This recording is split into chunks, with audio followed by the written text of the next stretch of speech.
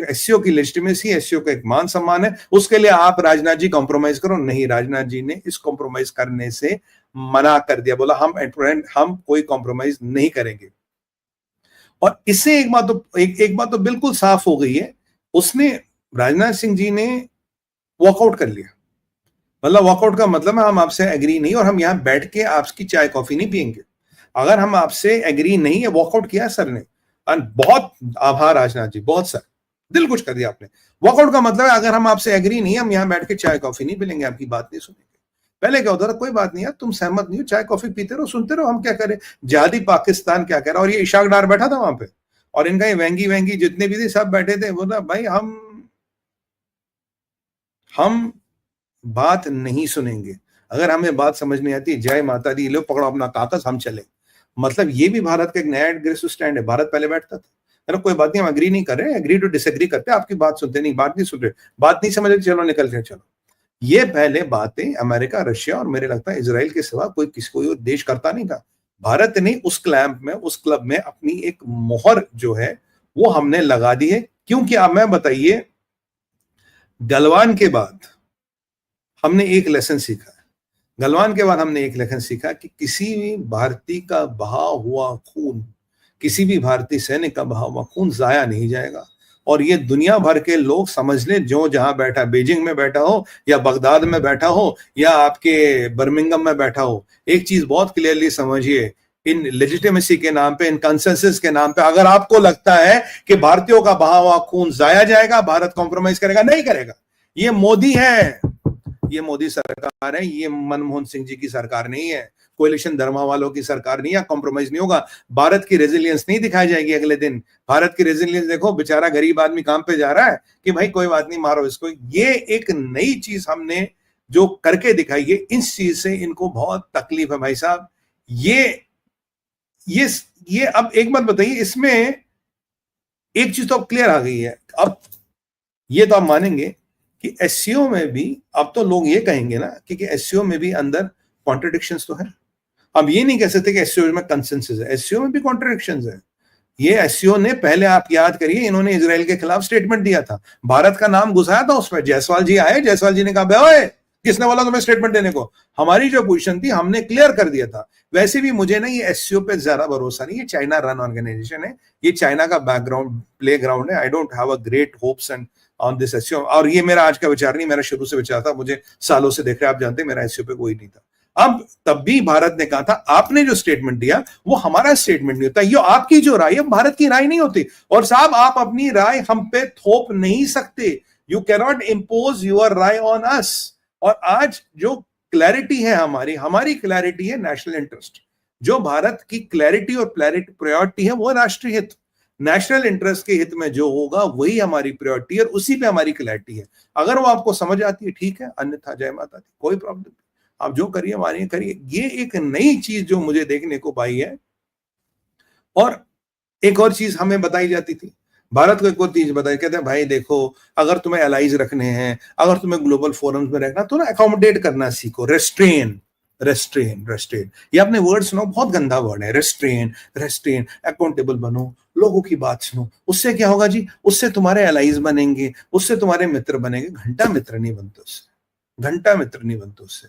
आपके पास सैन्य बल शस्त्र बल होगा, टेबल पे पैसे रखिए, दुनिया आपके सामने खड़ी हो जाती है। आज भारत से जो लोग व्यापार करते हैं, उन्हें प्यार नहीं है, उन्हें लगता भारत सबसे बड़ी इकोनॉमी है, भारत में पैसा, भारत में व्यापार करोगे तो 4 पैसे कमाओगे। तो ये जो एलाइज बनाने का हमें गुट्टी पिलाई गई थी कि बेटा एलाइज बनते हैं, बेटा सुनना करो, बेटा बोला मत करो, से ये हमने बोल दिया, हमें एलाइज वेलाइज नहीं चाहिए। एससीओ अपनी जगह होगा।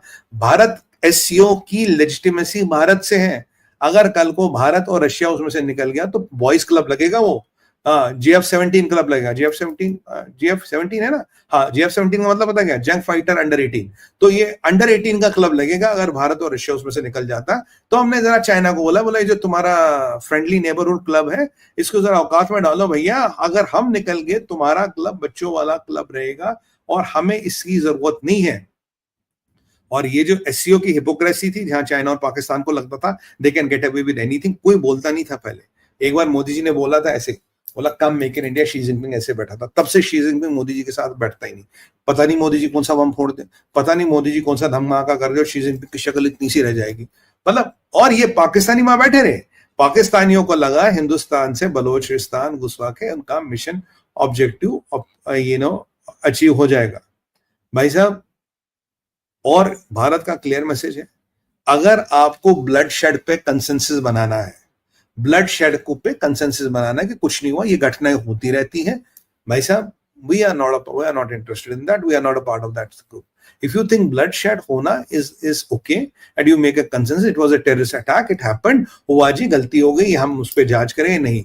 अगर खून बहेगा तो भारत वहां नहीं रहेगा, अगर भारतीयों का खून बहेगा तो भारत वहां नहीं रहेगा। ये नया मंत्र है कि आप खून बहाओगे तो हमसे सभ्यता की अपेक्षा ना करें, हमसे सभ्य बिहेवियर की अपेक्षा ना करें। ये बहुत क्लियर मैसेज दिया है। और कहीं ना कहीं अगर आज आप हमारा ये आक्रामक व्यवहार देखेंगे तो आपको क्या लगता है, इसको फ्रांस, जर्मनी, यूके, यूएसए और आपका इजराइल नहीं देख रहा? ये वो भी देख रहे हैं। मैसेज वहां तक भी जा रहा है साहब, मैसेज उन तक भी जा रहा है कि भारत अब अपनी शर्तों पे अपनी जगह आएगा। फोरम के नाम पे, एलाइस के नाम पे, कंसेंसस के नाम पे आप भारत के इंटरेस्ट को जो स्कटल करते आए हो, सबने किया है, मैं आपको बताऊं, सबने किया वक्त वक्त पे, वो आप नहीं कर पाओगे। स्ट्रेटेजिक रेस्ट्रेंट नहीं हो पाएगा। मतलब making no roads to China is not a solution. And NCLT का टैक्स, जेएनटी टैक्स, बॉर्डर पे सड़क नहीं बनाना, ब्लड प्रूफ जैकेट बाहर से लाना, ततरा की ट्रक बाहर से लाना, ये वाला सिस्टम जो बने थे ये अब चलने वाले नहीं है। और आपको मैं बताऊं, और एक गलत धारणा थी दुनिया में, उरी में इतने मरे, ठीक है, छठी सिंहपुरा में इतने मरे, वंधामा में इतने मरे, यहां दिल्ली में इतने मरे, सदर बाजार में बम ब्लास्ट हुआ इतने मरे, ये आपके अक्षरधाम टेम्पल पे अटैक हुआ इतने मरे। भारतीयों की जिंदगी और खासकर हिंदुओं की जिंदगी सब नंबरों में फंस के रह गई थी। हमारे मरने वालों की अंक गणित का हम भाग बन गए थे, पर वो जो चेहरा उसके पीछे था, जो व्यक्तित्व उसके पीछे था, वो कहीं जाकर छुप गया था। हमारी मृत्यु एक नंबरों में होती थी, 60 मरे, 70 मरे, 183 मरे, 273 मरे, या 13 मरे, या 19 मरे, मतलब मरे मरे मरे मरे मरे मरे मरे, और we are okay with it. मर रहा, we are okay with it. ये चीज अब हो रही, क्योंकि अंक गणित में आप भारत के हितों और भारत के हिंदू के हितों को आप दबा नहीं पाओगे। Hindu lives and Indian lives will not be forgotten. और ये जितने भी तुम्हारे फोरम्स है, अगर आप सोचते हो कि भारत एक मूक दर्शक, यानी कि एक साइलेंट स्पेक्टेटर बन के बैठेगा और हाँ जी हाँ, और भारत को पहले क्या करते थे, अगर आप एग्री नहीं करते ना बैठिए ना, आप एग्री नहीं करते तो कोई बात नहीं, बैठिए, बाकियों का विचार सुनिए। आप, भारत कह रहा है भाई मैं मूक दर्शक बन के नहीं बैठूंगा। अगर आप सोचते हो कि मैं यहाँ पे आके आप मुझे बिठा सकते हैं और आप मुझसे मतलब whatever you want me to do, it is not going to happen, I am not going to do this। ये भारत ने बिल्कुल क्लियर कर दिया। ये चीज मैं आपको कह रहा हूं बार बार, it is not only for SCO, it's not only, ये G20 को भी मैसेज आएगा, G7, कोई भी यूनाइटेड नेशंस हो, ब्रिक्स हो, हर एक को मैसेज आएगा। अगर टेररिज्म को आपको डाइल्यूट करना है, और मतलब कहते हैं ना in the interest of the world and world economies, अगर आपको टेररिज्म को डाइल्यूट करना है तो भारत उसमें भागीदार नहीं रहेगा।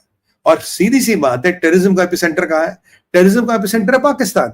तो कहीं ना कहीं एक चाइना और सबको एक मैसेज, जो मेरा इंटरप्रिटेशन है भाई, या तो उनको बिठा लो या हमको बिठा लो, या तो आप चाइना को बिठा लो या हमको बिठा लो, या तो पाकिस्तान को बिठा लो या भारत को बिठा लो। शुरुआत पाकिस्तान और भारत से होगी, आप देखिएगा साल 2 साल में 3 साल में ही होगा, या तो चाइना को बिठा लो या हमें बिठा लो, हमें बिठा लो। मैं आपको शुरू से कह रहा हूं, जिस भी मल्टीलैटरल फोरम में चाइना उसका पार्ट होगा, उस मल्टीलैटरल फोरम से आप किसी आउटकम की अपेक्षा ना करें, वहां कुछ आने वाला नहीं है। आज हमने बोल दिया आपकी मल्टीलैटरल फोरम आपके साथ होगी, तो G20 को पूछो, we have a right to disagree. We don't have to agree to disagree. We have to right to disagree, and we'll walk out of this if we disagree. We are not going to give you a face. We are not going to give you a face because you are a multinational forum. आपको face देंगे नहीं, SCO में बड़े objective करने हैं जी, ये करने हैं। और ये भी आप बात समझिए, भारत को ग्लोबल साउथ की लीडरशिप, ग्लोबल साउथ के इंटरेस्ट की बहुत परवाह है, और हम ग्लोबल साउथ के लिए we are all for Global South. पर अगर आप सोचते हो कि ग्लोबल साउथ के नाम पे, अगर आप सोचते हैं ग्लोबल साउथ के नाम पे भारत अपने इंटरेस्टों को छोड़ देगा, भारत अपने नागरिकों के भय व खून को कॉम्प्रोमाइज करेगा। No, that's not going to happen.